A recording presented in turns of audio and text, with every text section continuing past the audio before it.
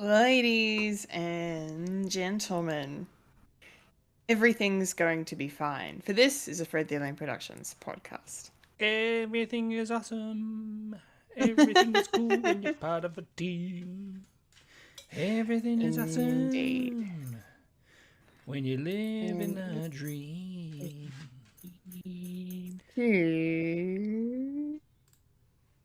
Music. I don't know what we're yelling about! We came, we saw, we kicked its ass! Finished. Wait a minute, Doc. Are you telling me you built a time machine? Kind of a DeLorean? The way I see it, if you're gonna build a time machine into a car, why not do it with some style? Who is this? What's your operating number? Boring conversation anyway. Look, we're gonna have company! Loud noises!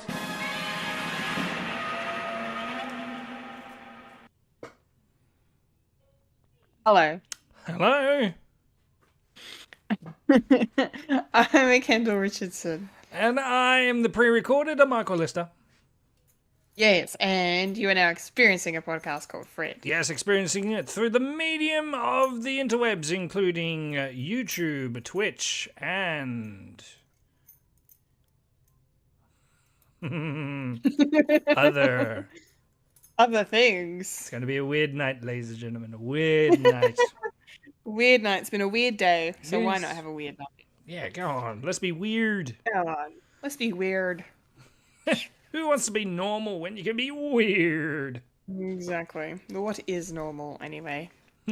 Not us. Doesn't exist. Not us. No. No, we do not fall under that category. That's very, very true. Okay. Don't so, give me labels. Don't label me. Yeah. Just because it's 2024. Don't need a label. No labels here. Please, we're British. No. Yes, well, again, fully a sincere apologies for not being able to join us. It's alright, she's playing tennis. Yes. She's in the Australian Open. Yes. Yes. Up against Pat Rafter. I watched the tennis. I'm up to date. You watched the tennis in 2003? Yeah. Yeah. That's the best time. It's a good time. Oh, bless. Yes, so sadly she's not here this week, but who knows? Maybe next week, maybe the week after, we will find out. But until then, we are going to kick things off with the weekly watchings. Michael, Yes. what have you been watching? Well, unlike last week where I was just watching recaps of Critical Role, campaign 3, I've sort of slowed down for a bit because I wanted to watch some stuff. So I decided to get back my binge because there was a couple of stuff that I want to watch. I watched the first 2 and a bit episodes of Ted, the Seth MacFarlane Ted television show based on the movie Ted. They came out something like 10 years ago. Yep. Yeah, it's fine. It's fine. Okay. It got me. It's fine. It reminded me of, this is the reason why I stopped watching Family Guy. But Oh. wow, I can't say that they're not funny jokes. It's just I laughed at half of them. Maybe I was a bit tired because I'm usually tired a lot because I need to work on my health. And I was watching with my wife, and she says, "You're not laughing." It's like I'm watching. I'm sort of watching when I'm binging. It's like I'm laughing internally, but all in all, it's a bit fun if you still enjoy that sort of humor. And I probably need to re-watch the third one because I fell asleep in the middle of it. So Oh, good. yeah, well, not really. No. When you're watching Like something, you that- shouldn't okay, fall good. asleep. No, you shouldn't. Yeah. No, you shouldn't. So I'll come back free fresh and see what happens. But there were jokes that I sort of laughed out loud, which is a good sign. It's just it wasn't every time. But Okay. I'll give it more of a go. Also, something that came out is a little bit more niche, and if you're, do you know Hell of a Boss on YouTube? It's sort of a That seems familiar. yeah, it's an animation Okay. show that has been it's pretty good animation for indie take, and but they did a what do you call it, a pilot in 2019 called what's it called? What's it called? Has Been Hotel. Oh yeah, that's started airing on Amazon Prime, is it? Yeah. And they released a pilot like a couple of years ago, and they got picked up by A24 and yes. and by Amazon. So the first 4 episodes, there's an 8 episode run, but there's 4 episodes already out, and it's based in the same universe as Hell of a Boss. So if you it's very raunchy humor. It's very sex orientative, and it's based in hell. So there's very deliberate demonic sort of stuff in it. It's dealing with like devils and evils, and this show is about Lucifer's daughter, who opens up a hotel to help the souls to get up into heaven, because of course hell is overpopulated, and every so often heaven has to come down to hell to thin out the numbers of hell because it's overpopulated. So yeah, it involves the daughter of Satan, and that's a bit of fun. Nice. Yeah, not for everyone. I wouldn't. I know Fulia likes her animation, but I don't think she would probably enjoy it. And also being very, I don't know, like Christian dogma, as if you're very hypersensitive of that, I wouldn't recommend for people who are like that. Yeah. Yeah, a lot of sexual references, a lot of violence and stuff. So, but it's a musical, and there's a lot of musical bangers in it. It's really good music, which is sort of surprising, really. It's on par with like the golden age of Disney, and not what Disney is taking out. And also Keith David's in it as well. As a voice. And also, what's her name? Stupid me not knowing names. She's in Brooklyn Nine-Nine. She plays Stephanie Beatriz. Yeah. Yeah. Yeah, I saw that she was in it. Yeah. She replaced someone to do a voice in that with her character, but you need like big names, and it's really great because she's also in a Disney property, and she also does this as well. So that's always a bit of fun, and yeah, there's a lot of singing and dancing, but yeah, and it's really great. I probably recommend it to you if you watch the pilot first. It's on YouTube. Yeah, and okay. I don't know. It's sort of an I don't know if you'll like it or not. All right. So you recommend I watch maybe a little bit of Hell of a Boss? Or should I watch the first episode of Has Been Hotel? Probably the pilot first, just to get an inkling of what the story is. I mean, they sort of recap it in the first episode.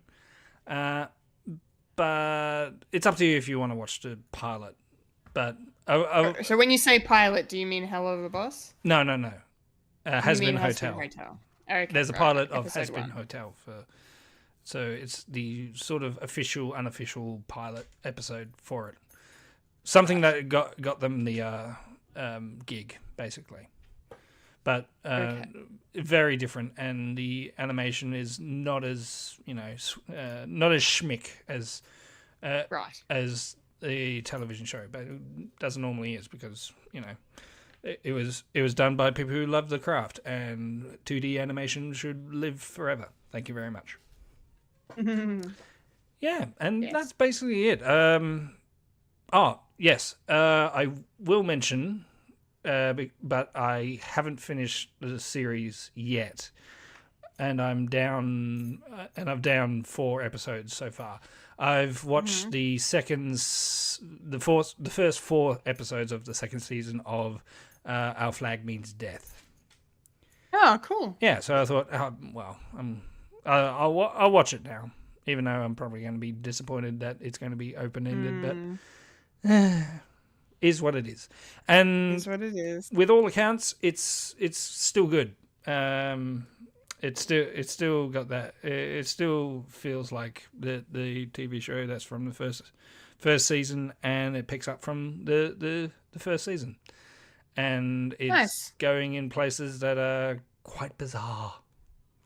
Being a period piece as well as dropping some modern lingo as well. Like this ship is a spaceship. It's like, no, it's a safe space ship. Okay, safe space ship. Yeah, it's stuff like that. Which is great. I like it. Yeah, and it's going to be a shame when I finish it and there's not going to be any more. Yeah. Oh well. Yeah, so that's what I've been watching, as well as what we want to watch for the popcorn culture, and I'll get more into that in the later half of the episodes. What about you? Yeah, you. Yeah, me. Yeah, me. Yes. Well, I am the opposite. I do not have a lot of time this week to watch much. Oh, there you go. So I've only got a couple of things to mention. I will start off by saying I finished The Curse. Yes. So that's done, and I was not prepared for the way it ended. It was fantastic. And I'm not going to say what happened because I didn't know. Like, I saw on Instagram like the day before I watched it, I think like something about the finale, but didn't say what happened. It was just like, holy shit, what a episode sort of a thing, like implying that something went down. I was like, what the hell could have happened? So and yeah, I wouldn't have guessed this. So I really hope you watch the show, Mike. Sure. I think you'll enjoy it. If anything, just because I would love to discuss the ending. That's right. It did remind me of something that I did watch this week. Oh yeah. Yeah. Well, it was actually last night. Actually, I watched Saltburn. You watched Saltburn? Yeah. Oh, what did you think? It's kind of it's one of those. It's gonna stay with you? Well, it's going to stay with me, and as well as it's hard to describe without spoiling it. And I went into it like without anything. I just know it's a couple of guys that go to one of the guys' family's manor, and stuff happens. I think just leave it at that. And have you seen it? Did you? Yeah, I saw it at the cinema. Oh, yeah. Okay. Yeah. I liked it a lot, but then again, I kind of like these twisty, messed up, quirky movies. I thought fucking Rosamund Pike is outstanding in it as the mum, Felix's mum. She's great. But there's this one part of the movie that made me lose my shit. So you know how Carey Mulligan's in it for like 5 seconds. She plays the friend with the red hair. Yeah. And who can't take the hint. And that there's I can't remember what Rosamund Pike's character says, something about not liking. She doesn't like this or something, I can't remember what the comment is, or like I hate it or whatever. And then Carey Mulligan's character, the camera just cuts to her and she just goes, "Oh no." Just the delivery was just perfect. Anyway, it's just a small moment from that movie. But yeah, it's a crazy, crazy story. Yeah. The movie doesn't really start until they get the Saltburn. No, correct. Yeah. You think it's going to be one movie, and then once they get to Saltburn, and it keeps on changing. It changes and changes and changes, and it's like, what is this movie? Where is it going? Yeah. Mm-hmm. So, yeah, I know. I didn't expect most of it. And then the bath scene is like, oh, okay. Yep.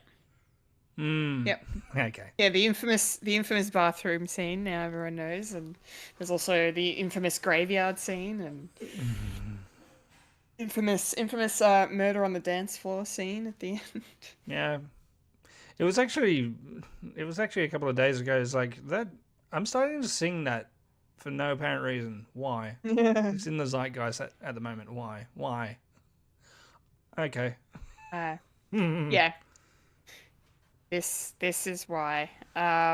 This is why. Barry Keoghan gave a great performance as Oliver. Yeah, he was fantastic. That graveside scene. Yeah. Yeah, that grave scene. Yeah, you know what I'm talking about. Yeah, I was thinking the vampire scene. Oh yeah, there's that. Yeah. Yeah. Oh man, what a movie! I loved it. I've seen it twice. You've seen it twice? Yeah, I saw it twice. Yeah. I'm still deciding on it. Yeah, that's fair. It's one of those movies that it's like it's a unique film, and I like that. Yes. Yeah, I agree.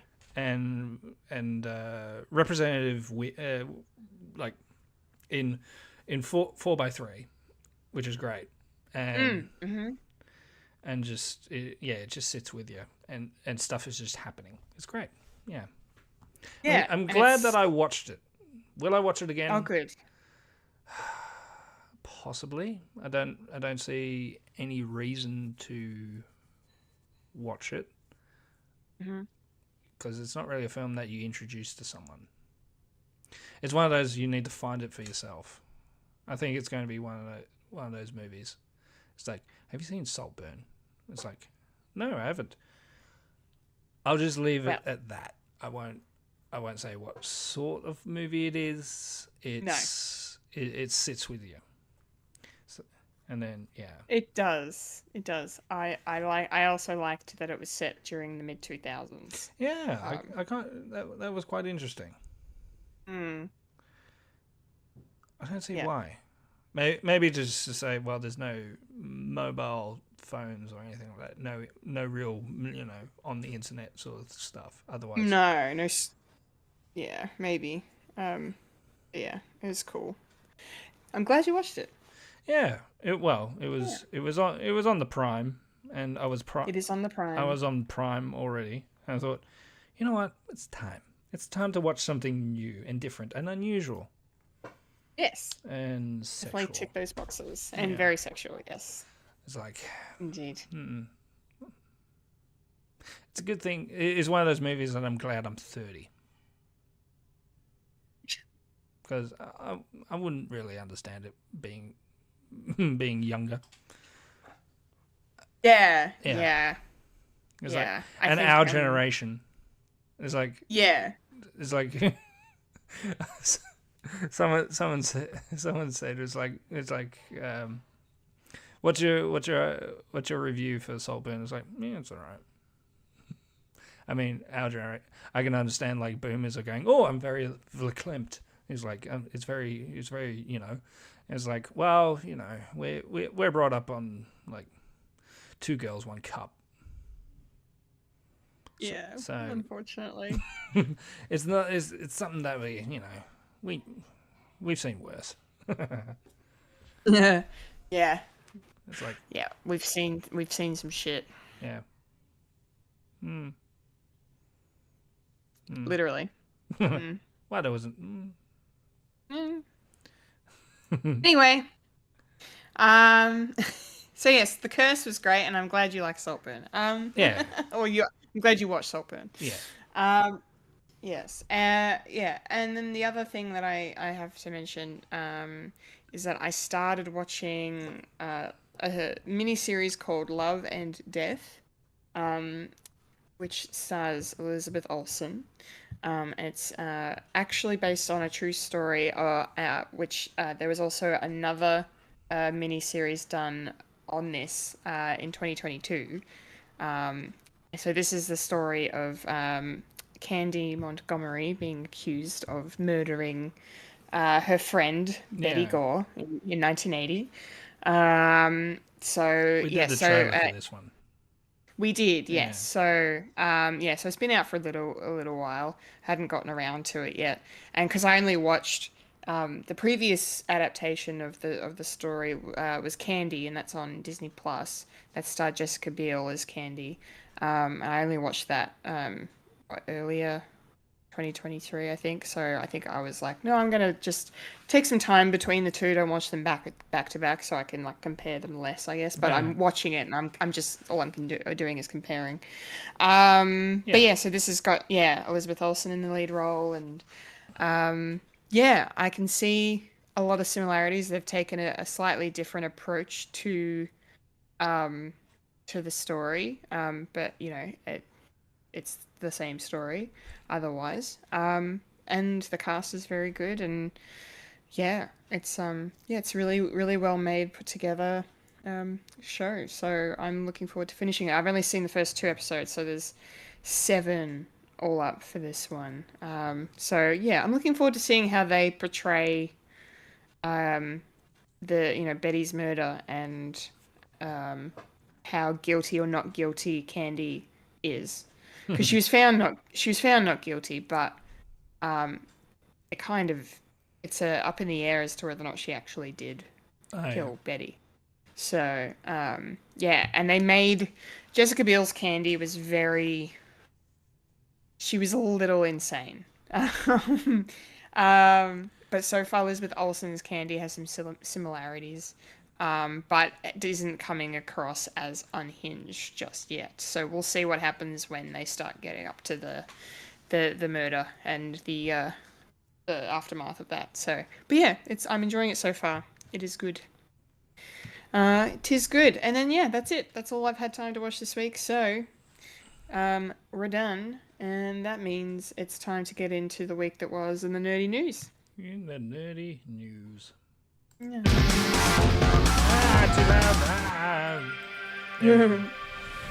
This is the news in nerdy news. The nerds that talk about the nerdy news. That is us who talk about the news that is nerdy. That is us. And now the queen of nerdydom, Yes. the hostess with most You. S, Kendall Richardson. Take it away, Kendall.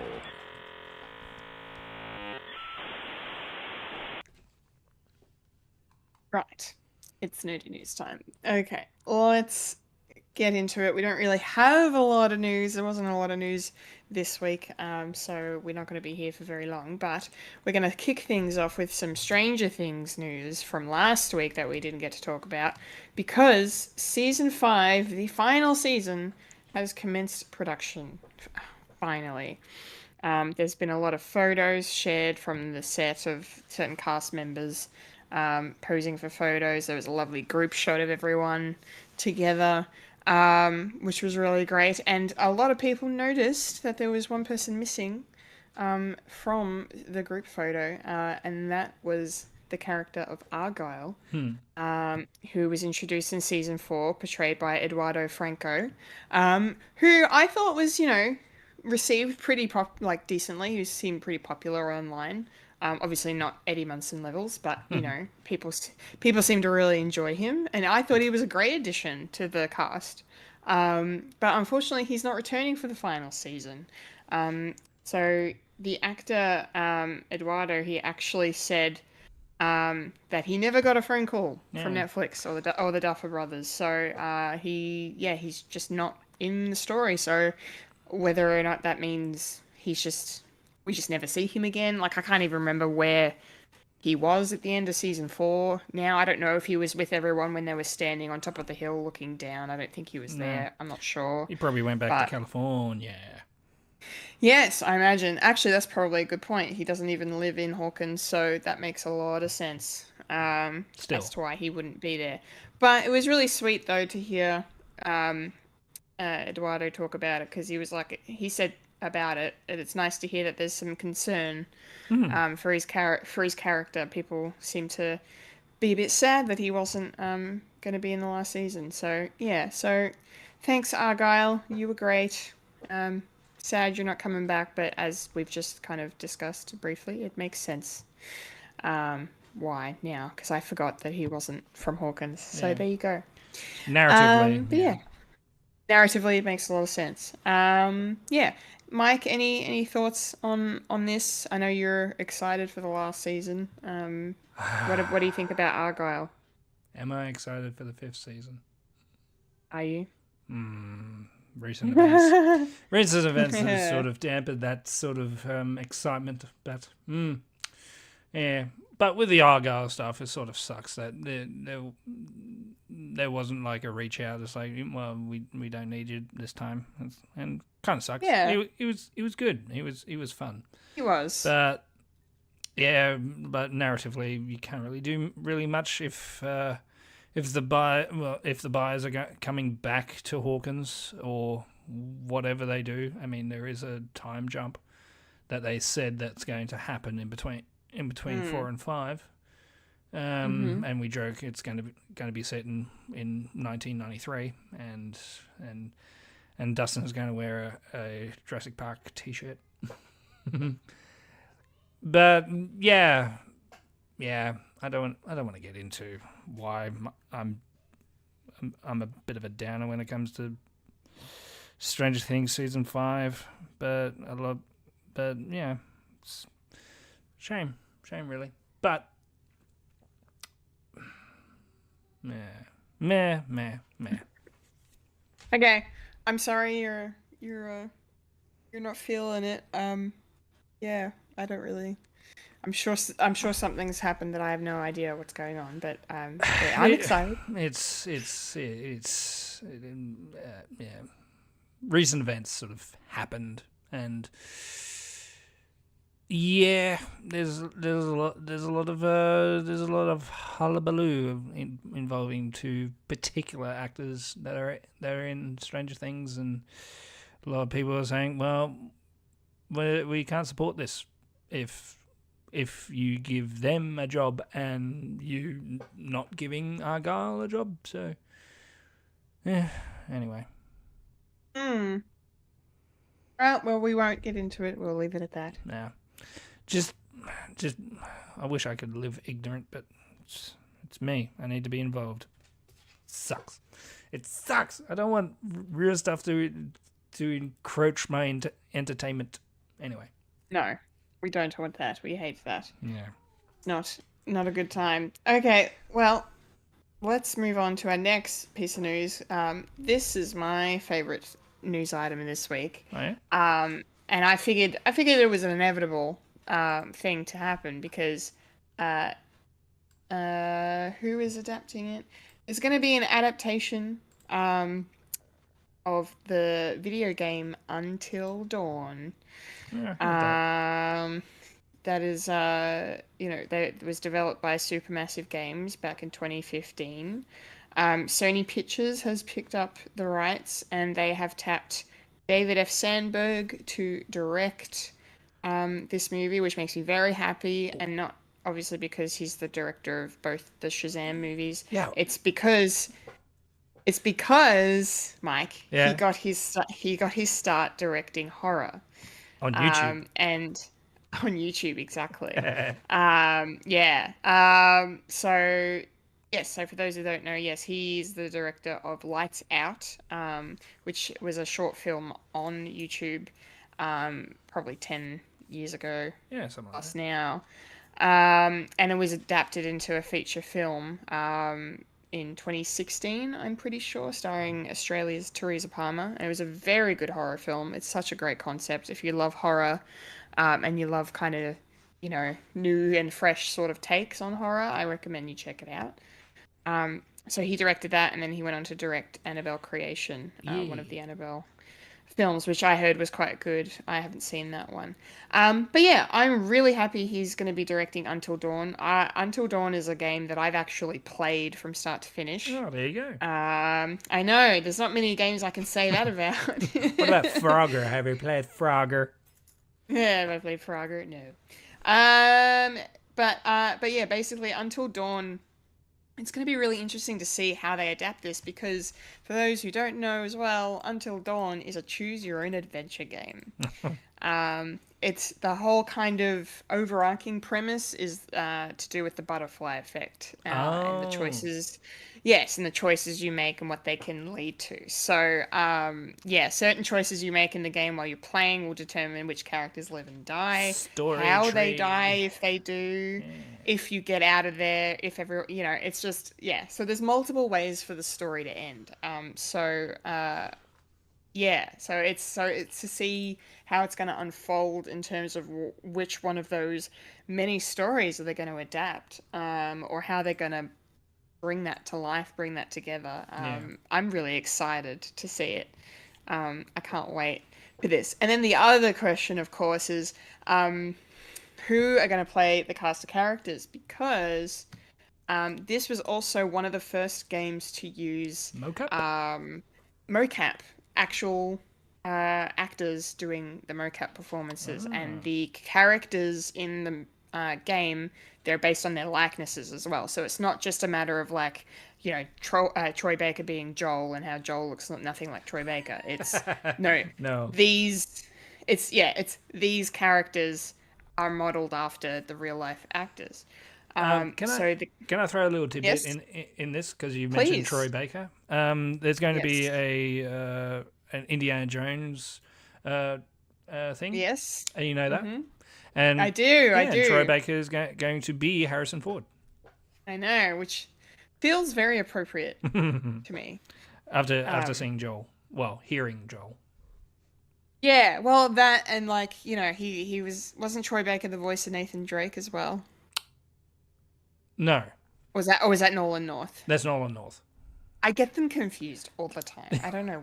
Well, they work together like quite a lot. Yeah, they're both very recognizable voice actors. And I get confused. And Troy is one of the Jokers as well. So he does Joker. Yes. And he does a terrific Jeff Goldblum. Troy Baker. Yeah. Okay, I'm gonna have to check that out when we get off this. In a con like panel thing, it's called Twisted Tunes, and they do a script. Yeah, and they do a script read through of whatever show, and they throw out different voices, and one of them is Troy doing a Jeff Goldblum. It's like a spot on impression of Jeff Goldblum. Anyway, nice. Until we meet again. Until dawn. Until dawn. Yes. So the only thing I wanted to dawn another day. The only thing I wanted to say is about the cast is because most of the cast is made up of names that I don't know, I don't recognize. But however, there are some names in here that are notable. So Brett Dalton from Agents of S.H.I.E.L.D., I could imagine them getting him back for this character. Peter Stormare is a central character to this. He's kind of like the narrator character, if you will.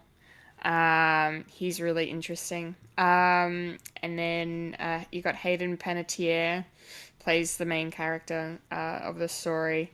But the biggest name in this lineup is Oscar-winning actor Rami Malek. Oh. Yes, he did this Mr. Robot himself. Mr. Robot himself. Yeah, I think he did this just before Mr. Robot took off. So he was still only really known for Nightmare at the Museum. Night at the Museum. And that's fun. That's funny. There is something I could have mentioned in the weekly watching. I forgot. I'll save it for later. So But yes, Rami Malek, is in this. So I for some reason I can't see him coming back. But if he has a love for the character and the story, I guess he could return if his schedule allows. Who knows? I'm sure it'd be on the top of the list. It's yeah. like, hey, you want to do this? And scheduling. It's like, okay. I think the only thing that will stop a lot of these actors from coming back would probably be because it's been 10 years, and it's about a group of young people, like, their early 20s, so they probably won't cast the actors again because they're going to be, in their 30s now. So, but who knows? I'm just speculating. Yeah. I'm just really, really, really excited because the game is like, it's a great mix of slasher and supernatural horror stuff. Like it's really, really cool. I highly recommend. It's not a long game either, so you can knock it out. You could knock it out in a day probably, if you or less. Like a movie. If you just sat. Like a movie, exactly. It's there's a lot of cutscenes. So like if you're not a big gamer like myself, which is why I played it, because A, I love horror, and B, I'm not a huge gamer. So there wasn't a lot of time I got things of me to do. needing to commit. Yeah. So it was just like playing a game or playing a movie sort of thing. That But anyway, I'm just rambling now. Mike, did you know about Until Dawn, and are you interested in checking this out? Didn't know the game, and cool that David has got a job. It's a shame it's not going to be Shazam 3. Yeah. Because all accounts, I heard it was great. And Shazam 2 was alright. It was alright. But, the fate of that universe is set sailed. But who knows? I don't know, that post-credit... Well, like I've seen it. But the post-credit scene at the end of the second one where they're sort of recruiting him for Peacemaker 2, maybe. Sort of, not really. Whatever. What happens? Whatever. Don't know. Even if it's a cameo. I mean, they did. I mean, the Flash and fucking Aquaman did a cameo in Peacemaker, so and there's going to be a second one running around. So cool. Yeah, eventually. Yeah. I reckon even if they're not going to play the original characters, they probably do a wink and a nod and have them in it somewhere, maybe. I don't know. I don't know. It's source material. I'm just thinking of Last of Us, where they got Troy and Allison. Ashley Johnson. Yeah. Just playing like little roles. Little roles. Yeah. Yeah. That'd be good. Yeah.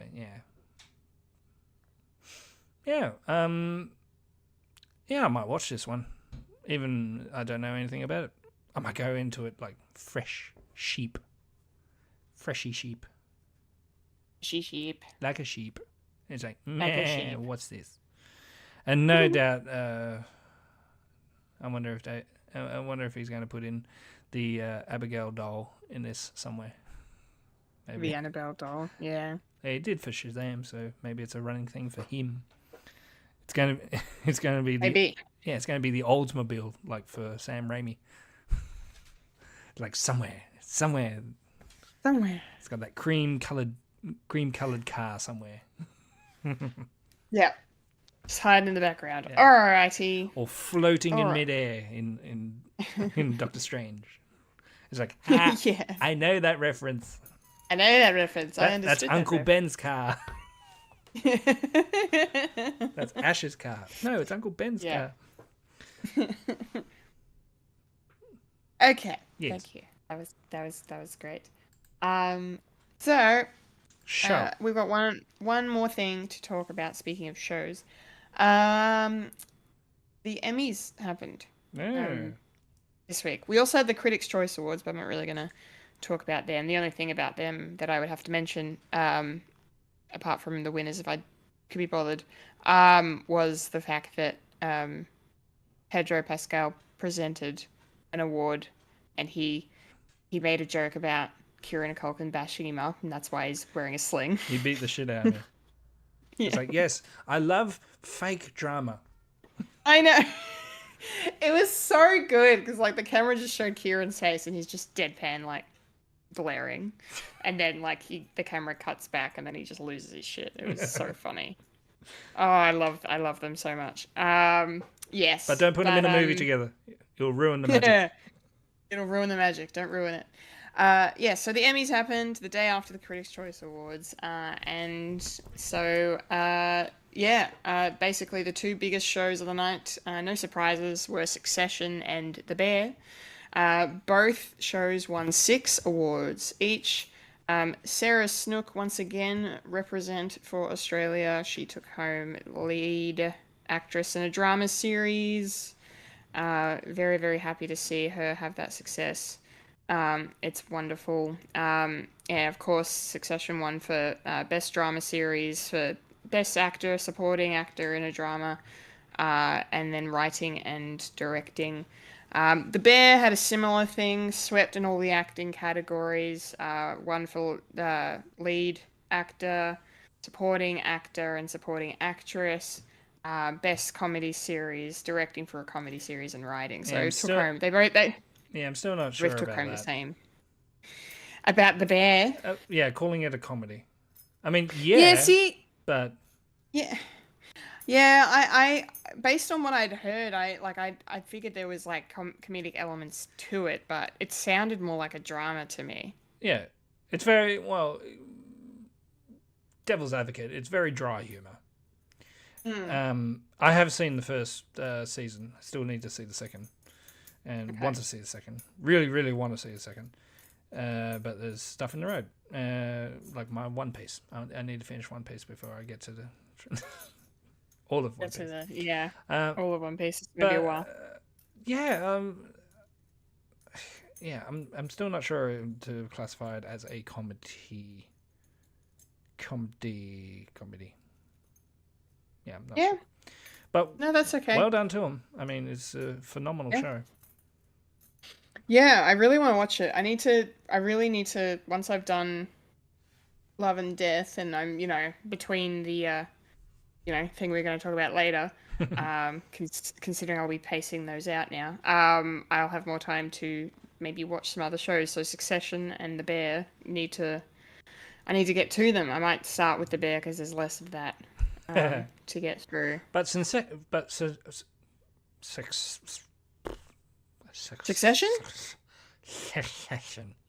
Succession is finished, so. Yes, that's true. Yeah. That's true, and that was 4 seasons. The other show that won big was Beef. Sort of a no surprise there as well. It won Best Anthology Series, and it won Lead Actor and Actress and Directing and Writing for a Limited or Anthology Series. So just great. A bunch of shows that we love and talk about were nominated, like House of the Dragon and Andor and Ted Lasso, Wednesday. Obi-Wan Kenobi was up for a limited anthology series. Who knows why? But yeah. Is there going to be a Kenobi 2? Is there? You think? No, limited. No, it was in limited series. So no. Oh, okay. So limited episodes. Okay. Yes, limited series. Okay. Yes, mini series essentially. A mini. That's what that means. 6 seasons in a movie. 6 seasons in a movie. Anyway, so that's the Emmys. Mike, I'm assuming you have nothing further to add? Didn't really watch it. Like I saw the Pascal and Culkin feud because I just love that shit. Just stuff to not make it serious. It's great. I love that shit. It's my bread and butter. I will say the I love the sort of controversy, not real controversy of just Ken winning over the Billie Eilish. But that was at the Critics' Choice. And even Warren Gosling was going, "What the fuck?" Yeah, I couldn't tell if he was being funny or being serious. I think being serious because that song is a piss take. It's not necessarily to to be a serious piece of I'm Yeah. just me. No. It's a national anthem for incels. It's not it's not a good message. But the When Will This End is a lot better and more heartfelt and just punch you in the gut sort of thing. Mm-hmm. But just Ken one, it's like, okay. But that's just me. And the rest of the world. And the rest of the world. Yes. Yeah. It's me against the world. Knock, knock. Hey, Satan. It's me, Michael. Roll for dexterity, bitch. And on that fabulous note. Yeah, I can fight the devil. That brings the nerdy news to an end for Bring this my week. fiddle. Done. Done and dusted.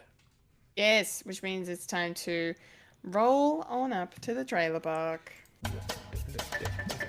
Rolling up to the trailer park where we all park all the trailers.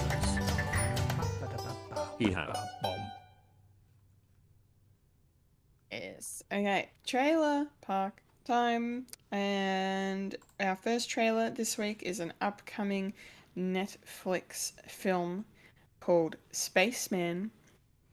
Spaceman, I always wanted you to go. That is a throwback to my childhood. My God. Oh yeah, nostalgia. Nostalgia in the face.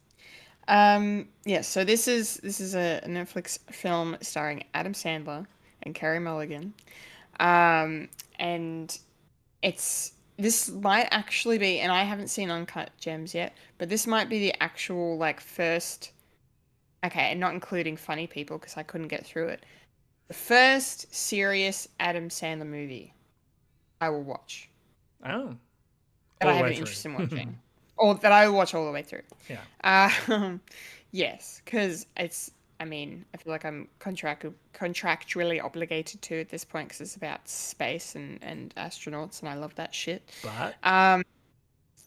Huh? But. Yeah, I know. There's a big fucking but here, though. I'll get to that. No, but this looks really interesting. Like, I mean, I know there's been a lot of movies over the years, of course, about, you know, the lone astronaut in space. How do they persevere? How do they survive? What do they go through? What are their trials? What are their, you know, what struggles do they have?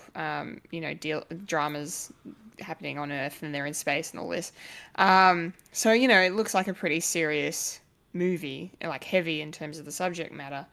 But also really nice in terms of like the kind of surrealism that's going on here, because I don't know why they had to make it look like this, but either Adam Sandler his character has a break, like a mental break, and just starts seeing this thing, or it's an actual alien that's projected itself into the ship. Who I don't know. The movie leaves it ambiguous. I'm open to whatever. It's a film about space. I'll take it. But for some reason, the entity is in the shape of a giant spider. Hanos. His name is Hanos. Oh, Fulia, I'm glad you're not watching this trailer, because I was like, okay, no, like close up on the face is fine, because like you kind of look cute, just the face with the eyes. And yeah, it's like that baby spider from Yeah. YouTube. Yeah, me, look at me. Yeah, the little jumping. I'm a yeah, little the jumpy cute spider. thing. I'm not scary. And it's voiced But, by like- Paul Dano, so. Hello. Is that who it is? That- I was gonna look it up. Yeah, it It's is. Paul Dano. Oh, god damn it! Now I have to watch it. Hello. Paul Dano voicing an imaginary spider. Oh, Maybe potentially. imaginary. Potentially imaginary. It could be potentially real. imaginary. It could very well be real. But yeah, I don't know why it's in the form of a spider. I doubt it'll get explained. But anyway, it's directed by Johan Renck, who worked on Chernobyl. So he's got an eye for capturing wonders and horrors at the same time. And you kind of see that in the trailer. It's very visually stimulating. It's a very well edited trailer. it shows a lot without showing too much because I'm still scratching my head going, what's going on here? So I think that's a good sign, especially for a Netflix trailer because Netflix trailers especially are notorious for throwing the whole movie in. So I'm glad they haven't really done that here. They kind of have, but Yeah. not in a way that it's annoyed me. So I'm actually keen to check this out. So hopefully it's as good as it looks. Fingers crossed. Mike, what did you make of it? Yeah, I wasn't quite sure what we were getting into. Like Adam Sandler, space man, could go either way, but it went down him like doing adventuring into like a different genre of movie that he actually can do. Like I've watched Funny People. I deliberately watched Funny People, not accidentally, and I didn't mind it as much. The too many endings, like Return of the King. Great. Nah, I love those films, and I've been meaning to get the theatrical versions on DVD because I don't think my kids can sit through 4 hours of each movie. Yeah. That's fair. Just to introduce them to, it's like this is Lord of the Rings. This is fantasy. This is fantasy genre. At its best. Yes. This is the Dune of science fiction. This is the Dune of fantasy, you mean? Yeah. Yes. Well, yes. Every science fiction stuff wallows in compare of Dune. Because every science fiction comes from Dune. Yes. Just like every fantasy comes from Lord of the Rings. Yeah. Yes. What were we talking about? Yes. Yeah, I like the ambiguity of what's going on, of being alone in space, last person in space, been set out to and isolation, and just a mind not coping whatsoever, and it's Adam Sandler. Is he going to do the Adam Sandler voice? I do you. While he's in space. I doubt it, but... I doubt it too. Yeah, and I've been meaning to watch Uncut Gems as well. I think it's on par with probably Saltburn. Of I don't know anything about it. I just know it's very different take of what Adam Sandler is known for. But I did enjoy Funny People, as well as elements of Click as well. I actually quite like Click for adventuring into something that's completely different to the Happy Madison sort of stuff that he does. Yeah. Enjoyable. So I can't wait to maybe dive into it and maybe talk about it with you. If you enjoy the spider aspect of Spider, of cute little spider. Well, not little, but cute spider, saying hi. I'm Paul Dano. I'm Paul Dano. I do stuff. I am a spider. I am a spider. An Academy Award nominated actor, Paul Dano, and I'm a spider. I'm the Riddler. I'm the Riddler. I'm the Riddler. I'm Steven Spielberg's dad. Yeah. Anyway, so when does this come out? 1st of March. Yes, 1st of March. Thank you. 1st of March on Netflix. Yes, only a month and a half to wait. Yeah. Or if you're at the Berlin International Film Festival on February. I got the week. February. Yeah. Lovely. I got the week. Great. I don't know that off the top of my head. Everything is an illusion, just like the spider. Everything. Just like the spider. Spider. Excuse me. Spider. Well, all right. Next trailer. Our second one for this week is completely different to what we just talked about, and this is for a series that's going to be on Apple TV Plus. It's called The New Look. and it is based on the story of how France sort of became the fashion capital, Paris especially, the fashion capital of the world, with the likes of Christian Dior and Coco Chanel, and fronting that, you know, rise following the end of the Second World War. So it looks like it's obviously a historical fiction. It's going to be a dramatization of real events, and and maybe even balancing, like, things that happened during the war and the after effects of the war on the landscape. And it's not just about fashion and how these designers came to be or whatnot. So it could provide an interesting scope, an interesting look, a new look, if you will. See myself out for that one. But I am the coolest thing that has me interested, apart from that sort of premise, is the fact that Ben Mendelsohn is playing Christian Dior. Wait, he's not French. He's not French. He's no. not French. He's American. No. He's Australian, mate. You're You're not gonna call the concierge, are you, man? The policia. You're not gonna call the policia. That's Italian, but that's fine. Europe. You're not gonna Europe. What? I'm Eurotrash. Shut up. That was great. You're not gonna call the concierge, are you, mate? Fucking gold. Yeah. Oh, Mendo, we love you. Yeah. So he actually has, he's not doing that thing that I hate, where you get everyone that's foreign is just doing British accents. They're all doing French accents. So even Ben Mendelsohn, Yeah. Aussie as they come in terms of his voice. French. So Yeah. I think that's great. It looks really good. You got Juliette Binoche is playing Coco Chanel.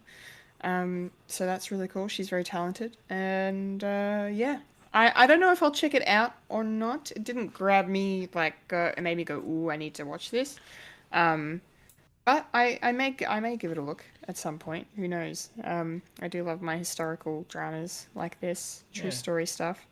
But it looks very good. It looks very well made. So, and it was a nice trailer. Yeah. I will say that. Yeah. What did you think, Mike? Good companion piece with Gucci. Yeah. Yeah. And speaking of Gucci, a lot of big hitters in this as well, because you got Maisie Williams and John Malkovich and Glenn Close as well. So that's right. It's a star-studded cast and a couple of French actors as well. So always good to hire locally. By getting an Australian to do a French guy. Jean Valjean, Yep. Les Mis, they were all Australian. It's weird. Yep. Yeah. 24601. Yeah. So, and that's my knowledge of French out of here. It looks really good. It does fall into the category of, I don't have Apple TV Plus, so I'm not sure if I'll watch it or ever will watch it. I don't know. If it makes a big splash, it's a possible maybe. Just like Ted Lasso. It's probably the only Apple TV thing that I've seen. Yeah. Which, it's all good. So yeah, this comes out on Apple TV Plus. What's the date, me fellow co-host? The new look is going to be debuting on Apple TV Plus on the 13th of February. Yeah. And then having a look here, not all at once. It's like the first 3 episodes and then systematically each week after that. Yes. Yes. Just yes. to whet your appetite. an entree, as you will. An entree, yes. That's Yes. French, isn't it? That is French. Well done. Hey. Hey. I know French words. You know French words and stuff. Yeah, it's my je ne sais quoi, as they say. Oui. No, I don't need to. Okay, we've got one more trailer to talk about. Yes. And that was a teaser for another series. This one on Netflix, back to the flicks. This is for The Gentleman. It's a spin-off series of the 2019 Guy Ritchie movie that I still haven't watched, but I heard was very good. And yeah, this one is going to be a series. It's set in the same world, going to be connected, I'm assuming, in some form to the other characters, the other story. Yeah, it looks good. It looks very Guy Ritchie. It feels very in the vein of what I know of the film that it's based on. Yeah, it looks fun. I don't know if I'm gonna watch it, because again, I still haven't seen the movie, and I definitely would want to watch the movie first before checking this out. Yeah. But it looks good. I love some of the shots in this, like, just lots of blood, going on, and just lots of, posh British people get around and spy stuff, and it looks fun. It looks a lot of fun. So, and you've got bloody Giancarlo Esposito, because I feel like it's just a rule now. He has to show up in because he was in a trailer last week as well. Yeah, Annabelle. Here he is. No, Abigail. Annabelle. Abigail Something French. There we go. It's all connected. Something en français. It's all connected. Voulez-vous Yes. say? Yeah. So I don't really have a lot to say about it. It was a very brief teaser, but it looks like it's going to be a fun time, especially if you're a fan of this franchise. So Yeah. yeah, If you're a fan of that movie. yes, get around it, Mike. Did you have any thoughts on The Gentleman? Well, I haven't seen the movie, and having a look at the poster, for some reason it's the font's giving me the Kingsman vibes, which is weird. And knowing Guy Ritchie, it's all to do with a bruv, and the seedy underbelly bruv. Yeah. It's like, all right, mate, silly bruv, Guy Ritchie, g'day. Australian. G'day.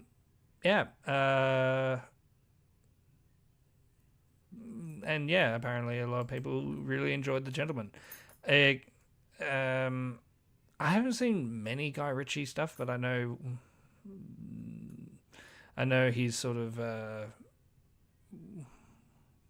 what do you call it? He's he's an auteur. He has his own style. yeah, he's like own style, and I've seen. Did I say? Yeah, I saw his Aladdin. Didn't have any Guy Ritchie stuff in it. Was really disappointed. I was hoping for Jason Statham or something to come in. It's like, but no, and that movie's got huge people in it. And maybe a cameo from one of them, maybe. Yeah, potentially. Yeah, Hugh Grant's not doing much. Just complaining that he's in stuff. You know that? I remind me. I think I know what you're talking about. But Yeah, remind me. It's sort of started like after doing great dead air. Thanks, Michael. Dungeons and Dragons, where it's like, have you played Dungeons and Dragons? It's like, no. It's like, well, do you like being here? It's like, no, not really. I'm only here for the money. And he did the same for Wonka. He was like, Wow. Did you like being an Oompa Loompa? It's like, no, I didn't. I'm only doing this to. I'm only doing this to pay for my kids' education. It's like, I like this. I like this part of Hugh Grant. Just grumpy old bastard Hugh Grant. Yeah. He's like, you do you. Get that bag. Yeah. Yeah. So if there's nothing else on, I'll watch the movie, and if I'm interested, I'll watch the TV show, but not making any chances. No, that's fair. Yeah. So when's this coming out? Well, we don't have an exact date, but according to interwebs, it looks like it's coming out in March. That's a bit late. Not for a Netflix trailer. Should come out in February. Maybe it'll come out on the 1st with Spaceman. For competing. Competition. Competition. All right, that's Trailer Park done. We're rolling on out. Yeah. Which means now. Oh, we're flying through this. I time. like it. I can get a bit early. It's time For the moment. the section. Segment. The part. The monochrome. The place. The sepia tone. The spot. The italics. The thing in the show we like to call Popcorn culture / talking who. Hey. Talking who. Hey. We're talking who. That's what we're doing. That's exactly what we're doing. That was fantastic. We are indeed going to be doing some Doctor Who discussion on popcorn culture. Yes, so for those who need to be brought up to speed, I'm in the middle of my first ever watch of New Who all the way through. Bit late. I've seen really. I have seen random episodes here and there, and I obviously, if you've been listening to us or watching us for the last few years, I have seen the 13th season and all of the recent specials following. Yeah. But I've never gone back and from day dot and watched the whole thing. So I'm in the middle of doing that, and I managed to, thankfully, just barely get up to the end of David Tennant's run before the 60th anniversary specials kicked off at the end of last year. Through the skin of your teeth. By the skin of my teeth, literally. I think it was like there was like a day overlap, I think, where I had to like put off watching the first special because I hadn't finished season 4 yet. So talented am I. But that's okay. So and now here we are at the start of season 5. No more David Tennant. No more Russell T Davies. Yes, it was the end of an era. That's for sure. Era. The end of time, as some might call Ooh. it. Oh, did I just make a Doctor Who pun? Yeah. Yeah, I give you that. yeah, I did. Yeah, thank you. I appreciate it. So now, we're kicking off the Matt Smith run. Stephen Moffat is now the showrunner. Yes. Yes, and a pretty divisive one from what I have heard. But for my money, so far with these first 2 episodes, I'm liking what he's putting down. Yeah. I'm enjoying. It's a good start, I think. So we're going to discuss episode 1, The 11th Hour, and episode 2, The Beast Below. So starting with the first episode, I really enjoyed it. I thought it really felt like a reboot of the series because not only have you got a new Doctor and a new showrunner, you've also got you've got a new companion, obviously with Karen Gillan as Amy Pond, You've got a whole new theme song. They've redone the theme, and I don't like it as much. Oh. Oh. Yeah, I don't like it as much. And the title sequence is interesting as well. The only thing about the title sequence I actually like is how the logo like turns into a TARDIS. Yeah. Like I think that's kind of cool. The D and the W turns into The D and the a TARDIS. W turns into a TARDIS. Yeah, I thought that was fun. But yeah, so it very much feels like it's a whole new vibe, which is really interesting.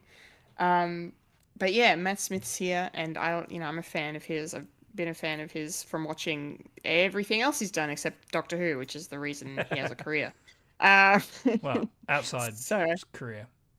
outside of England, yeah, the UK. Yeah, I like him. I like him as the Doctor. I think he's very good. He's definitely different from David Tennant and Christopher Eccleston before him. Yeah, he's good. So, but we'll talk about him as we go through. I mean, obviously I love Karen Gillan.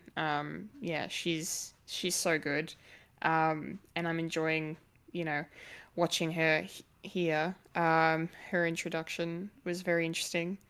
But I like her, and I like Rory as well. Having seen Arthur Darvill in Legends of Tomorrow, now I get to watch him in Doctor Who. So I'm looking forward to more of him as well. Yeah, but no, overall, this was it was very much a very new start to the thing, and it was a good story, and it's world ending, of course, because it has to be, and lots of wibbly wobbly timey wimey things going on. I see they brought back the phrase in this episode as well. Essentially, Stephen Moffat started it. Yeah, because he used it in Blink. Yeah. Yeah, so it's technically his phrase, I guess. And keeping it. I'm keeping this. Yeah. So no, I think it's a great first episode on the whole. Mike, this is probably your millionth time watching this. No. Second. Oh, actually? No, not really. If I give it a nice guess, probably my fifth, possibly. Yeah, cool. Just because every now and again I sort of rewatch over and over. So this is probably going to be my fifth time round, and yeah, I can't really remember what I thought the first time, because when did it come out? It was 2010. 2010. So how old was I? I was a young chap. 21. 21. And I'm still watching Doctor Who. I haven't grown up. Yeah, this is around about the same time where I've left high school and finding my own 2 feet way, and I was a young man and still finding the world. So, and this is where I sort of, I wouldn't say fallen out of Doctor Who, but I wasn't watching it each week. I was sort of doing catch-ups and that, because out of all the new Who, Matt Smith was sort of my, okay, it's probably not my Doctor at the moment, but who knows, maybe next time. It's sort of that sort of, it's okay, I know the story's going to continue, I might jump on properly later on. And this was when Doctor Who was on iView, so I could still watch it on iView. And there was also repeats as well. Overall, new Who, new showrunner, new production company, really, and a lot more money has been thrown at it because previous couple of specials was going gangbusters, and this is where the era of it being really big in America as well. Stephen Moffat was definitely pushing it more into we're going to go more into America audience and having like panels on Comic-Con and all that, because it was becoming huge and popular, and thanks to websites like Tumblr. It's definitely got its new fans and people who aren't like me, but the new fans of going, oh, I love this Doctor thing. This is really cool. What's going to happen? And yeah, it was a good outing, like being like it hit the ground running sort of first introduction of a new Doctor, a new companion, new villain, doesn't really come back, spoilers, but yeah, and setting up for little bits and pieces that might come up later on. Coming back to it, I'm a lot more appreciative this time around because I know the outcome. Because I sort of got rubbed up the wrong way. It was like really, fish finger custard. We're doing this. I know the Doctor is a Stanstrick, but I didn't know he's going to be like that. Okay, I'll tolerate it for a bit until season 6. But who knows? Yeah, first time seeing Matt Smith and Kerry Gillian as well. I will say I much prefer her as Nebula than I do with Amy Pond, but that will come later when we're dealing with other episodes. And yeah, let's get into the nitty-gritty of it, because I don't want to spoil it right here. No, that's okay. Yeah, I will say, just talking on Amy Pond, I really enjoyed the introduction of her. Out of all the companions, the way they've been introduced, not that there's been a whole bunch so far in my watchings, but I really like how she's introduced. Like, the Doctor, after he regenerates, he comes and he tries to, help her with the crack in her wall when she's a kid. And that's like the beginning of the actual story of not just them coming together, but the story of the episode. And I really loved that, and how like, I'll be back in 5 minutes. And I shouldn't have fallen for it, because of course he wasn't going to be back in 5 minutes. And then but I knew too that, like, she said her name was Amelia Pond. I'm like, well, okay, that's Amy Pond. I know who that is. So there's going to be a time jump. And and then the Doctor comes back, and she's, a fully grown adult, and still has that same kind of feistiness that she did as a kid, which I thought was really cool. But yeah, I just like that introduction of her. I thought it was really cool. But then the one thing I've been wanting to ask you, actually, Mike. Yes. I think I remember I'm pretty sure it was you, saying that you didn't like how, like, the Doctor is kind of, he doesn't have his shit kind of together here. Like, he doesn't, like, the TARDIS isn't working properly. His Sonic's on the fritz. He has to figure out how to save the world somehow without, his usual things. Like, he's not, like, in control of the situation. Like, everything, he's on the back foot the whole time. Am I right in remembering that you kind of don't like that sort of version of the Doctor? I don't think it was me, because like, must be someone else. Yeah, because a lot of like First Doctor stories, and this is harking back to classic series as well. The first episode is usually the Doctor finding his feet, basically, and in order to do that, just like with David Tennant's tenure and first episode, he was pretty much not there for the first 2 acts of the episode. And the companions have to like do what the Doctor does, and then realize, oh, the Doctor's here to save the day, sort of thing at the end. And yeah, that's a way of doing it. And this one, he's still finding his way. Nothing's working, so he has to use his wits and mind to actually do it, and he saves the day through a USB and a laptop, which is what the Doctor can do. and by the end he becomes the Doctor, and a lot of people like that fact, but I don't know if that was me or not, but No, it might have been someone else. maybe. I just can't remember who it was. I don't know. There are some okay. episodes that the Doctor doesn't have his shit together, and that definitely would be a hindrance. I mean, deliberately. There are a couple of episodes in the future that would say he's overcompensating, and then he definitely realizes like, oh, I shouldn't do this to other people. Like, yeah, like there's stories about that, but we're talking about this story. Yeah. Are we still? Okay. Are we still talking? Yeah, I want to talk about. Are we talking about the relationship between Amy Pond and the Doctor? We can. Yep. Absolutely, we can. Little Easter egg. The little girl playing Amelia is Kerry Gillian's real life cousin. Oh, I'm so glad to hear that, because I'm like, they've nailed that casting. Yeah. They look similar, yeah. and they definitely act similar because they've known each other pretty much all her life. And, yes.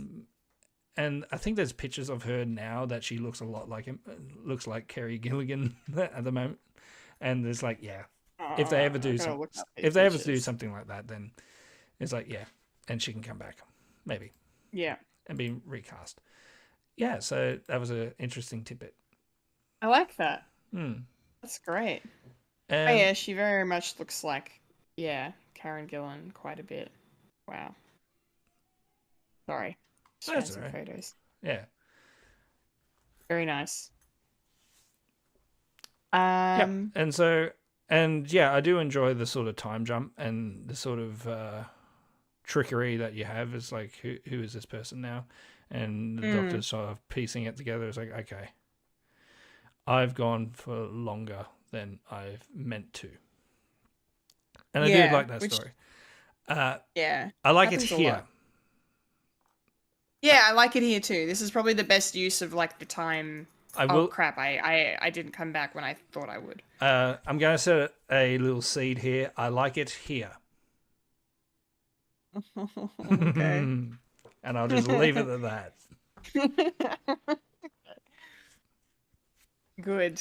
But yeah, no. I thought that was really, really cool. I did enjoy the Doctor having to kind of think on his feet and figure out how to what he needs to do and how he needs to do it, and trying to convince, Amy of who he is, that he actually is a real, like, he's not her imaginary friend from when she was 9, Yeah. So I thought that was cool. And one of the other things on that, I really enjoyed this kind of running gag throughout the episode of like everyone that knows Amy knows about the Doctor, because of how that one brief encounter when she was a kid changed her life and formed her life in so many ways. And I just love all of like he's real, like that whole thing throughout it. And then especially with Rory, I thought that was the funniest thing. Yeah. The way he reacted was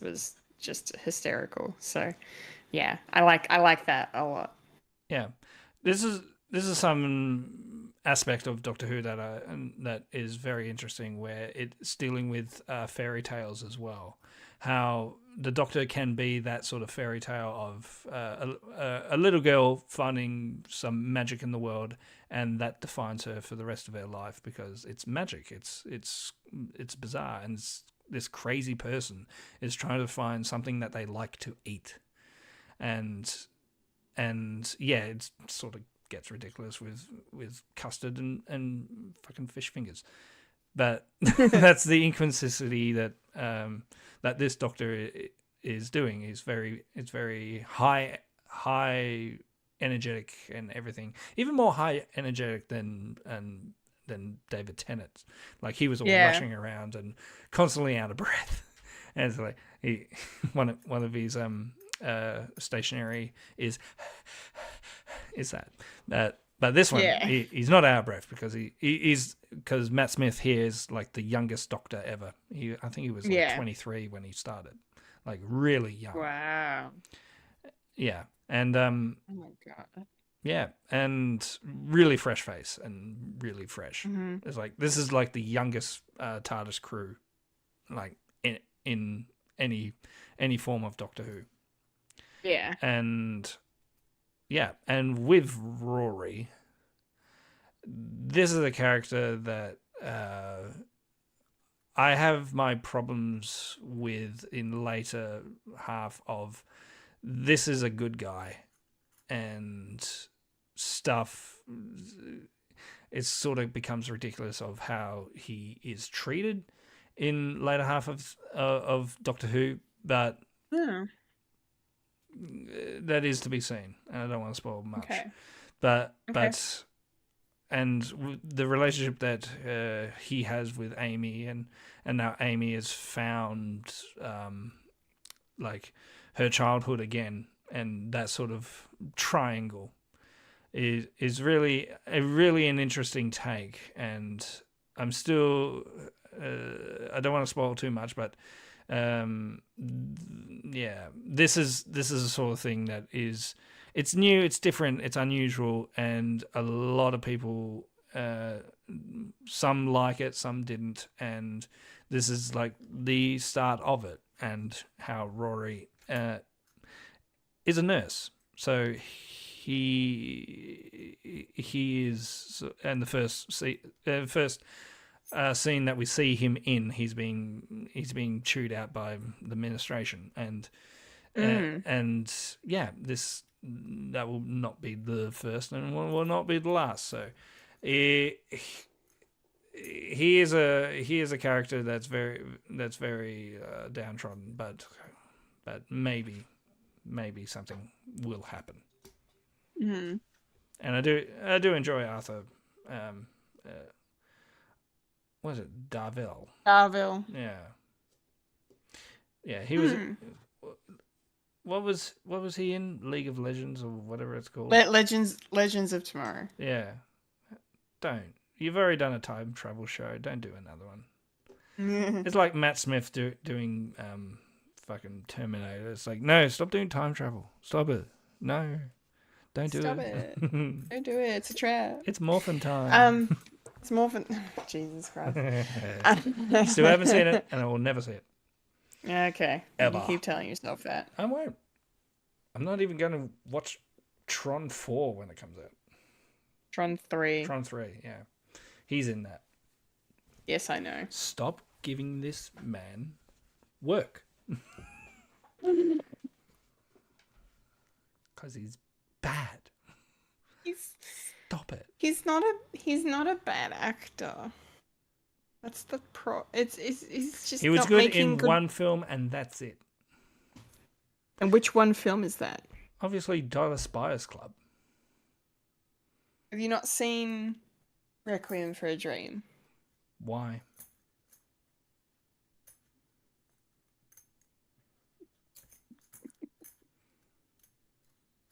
I'm not getting into defending Jared Leto. I like Why am I doing this? American Psycho.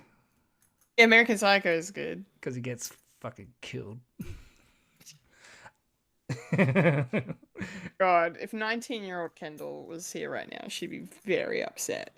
I like him in Fight Club. Yeah, because he gets his face beaten. Jesus Christ. Anyway, we're not talking about Jared Leto. Okay. I like him in Gucci. Was he good in Gucci? Yeah. I can't remember. Yeah, was it really him? Act in the same fucking movie, sir. Anyway. I think he's good. So yes, this first episode, the story basically, yes, there's a crack in time and space that somehow allows this character, known only as Prisoner Zero, to escape from his said prison that is guarded by the Atraxi. Basically, when we cut to modern day, Prisoner Zero finally gets out properly, and the Atraxi become aware of this, and are like, "Cool, we're gonna incinerate everyone on Earth if you don't give him up." So that's that is the dilemma. that is going on.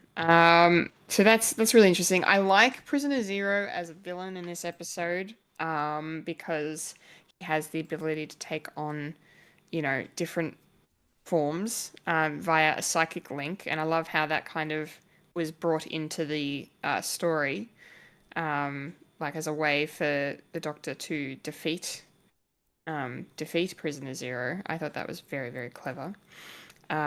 So yeah, I really, really liked that, and I liked how that's how he was able to figure out a way to get the Atraxis' attention by talking about how Rory was taking photos of all the patients that Prisoner Zero was impersonating, and that's how he used his phone to get their attention. Yeah, I thought it was really cool. I liked the plot and the story, and yeah, the villain was great and sufficiently creepy in parts, and yeah, and then Olivia Colman's here. So Wait. that's all. Oscar-winning What? Olivia Colman is in this episode. Yes, yes. Oscar winner Olivia Colman is credited as Mother in this episode. She's a coma patient, and gets to act as Prisoner Zero during the main climax of the story, which is cool. And it was, she had a lot of fun with it, playing a pretty sinister villain who's just like, I'm not giving myself up. Fuck all of you. I'll crush this planet into dust. Into dust. Sinister. Yeah. Yeah. What did you think of Prisoner Zero and the conflict in this episode? Yeah. I like the introduction of something new, different. But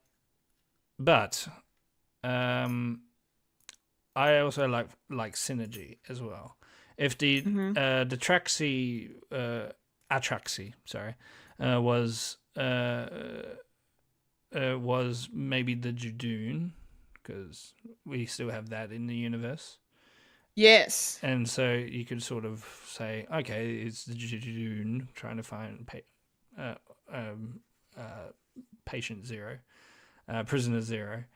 And also President Zero, fucking, oh god, Prisoner Zero could have been a Zygon, which is from Classic Who as well, which is also a shapeshifter that has to have the body as well. Hello. Question. You mentioned the Judoon.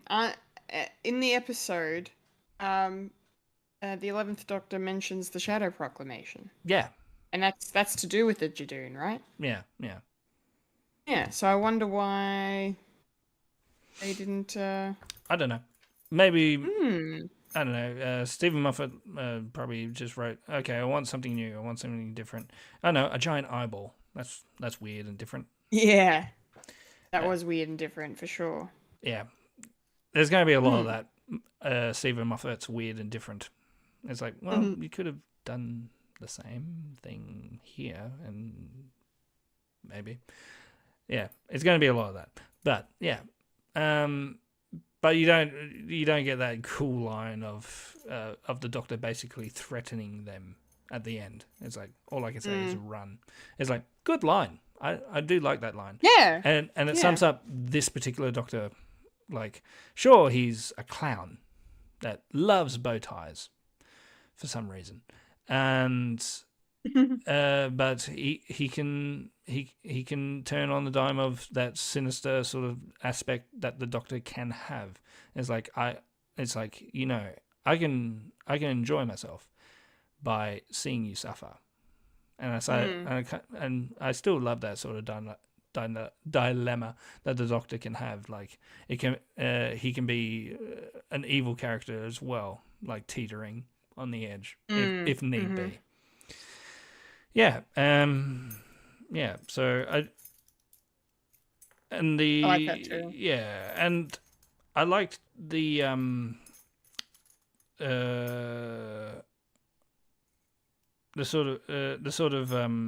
biology when it comes to the sort of representing a different form, especially if you have two mouths and you don't know which one. It's like that's kind of cool.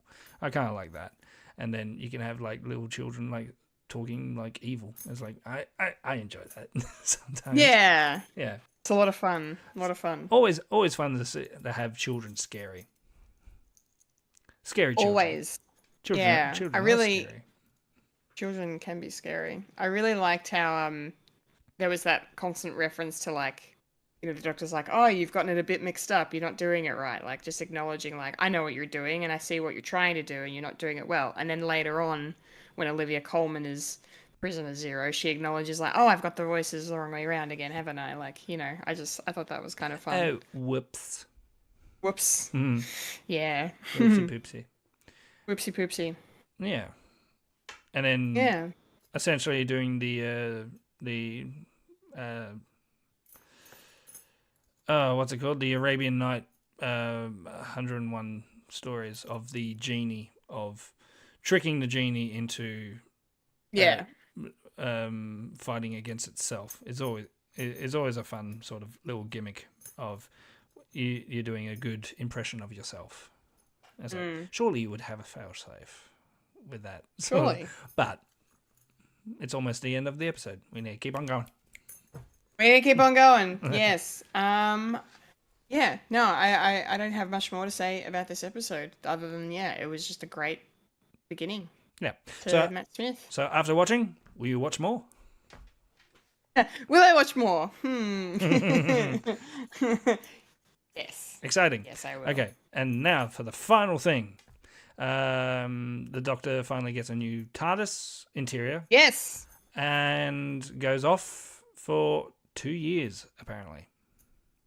Yes. He goes away. Another one of those. I'll be right back. And then 2 years have passed. Yeah. And then when he comes back, it's we're at this. I can't remember. Is it the start of the next episode when he comes back and it's been 2 years, or does he come back at the end of the first episode? The first episode. Yeah. Okay. Yeah. Where he comes back, Amy is in her 90. Yes. And that follows on to the next episode, and we happen to see that she leaves the night of her wedding. Yeah, she's about to marry Rory, I'm guessing. 2 years. 2 years, mate. 2 years. A lot could happen in 2 years. I'm not going to spoil it for you. No. But either way, does she have doubts if you wow. if you leave the night of your wedding, knowing that you can come back roughly at the same time? Yeah. But also knowing that the Doctor has a habit of not returning when he says he can. Yeah. Or will. Impulse. Very weird impulse for Amy Pond. And having a joyride with a childhood dream, basically. And I saw you looking when he was changing. Yeah. Yeah. Yeah. Yeah. Yeah. Why are we doing this again? First time. This is first time. This is the first time? Welcome, are first you sure?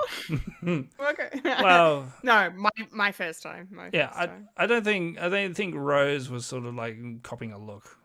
It's like you can sort of have an inkling that there was like Rose and the Doctor, they're like I think you were about to say romantic. Like it's definitely more of it goes into a romantic thing. It's not a I'm attracted to you thing immediately. It develops over time, I think. Well, she sort of the first time thinking like it's like ooh. He's got a nice bod. This person that I met as a child. Yeah. Yeah, but for Amy Pond, yeah. This is the sort of nuggets that I do have problems with of there is going to be a lot of characters that first meet the Doctor, women, and they want a piece of him. Yeah. Yeah. Yeah. So, You know, it's interesting because I just flashed back to like I'm being a bit of a hypocrite because I really really enjoyed what they were doing with 13 and Yaz. I really liked that, mostly because of the queer representation. yeah. Which is important. But I feel like I am being a hypocrite if I'm No, loving that you didn't and know. then You can have a no, pass I of didn't know. not knowing, and True. and I was sort of dancing around the idea of like, well, I've sort of seen this before, and I understand it is like representation, and it's always good to have representation, but we have seen it before, and I don't particularly like it. Yeah. No, I feel different about it now. Yeah, and the reason why I like Donna because they yeah, same. purposely like flat out said this is not going to be romantic at all. Yeah. Yep. No, I definitely prefer, like, as much as I love Yaz and 13, I definitely prefer the Doctor and his companion when they are just that, a companion. Yeah. You know?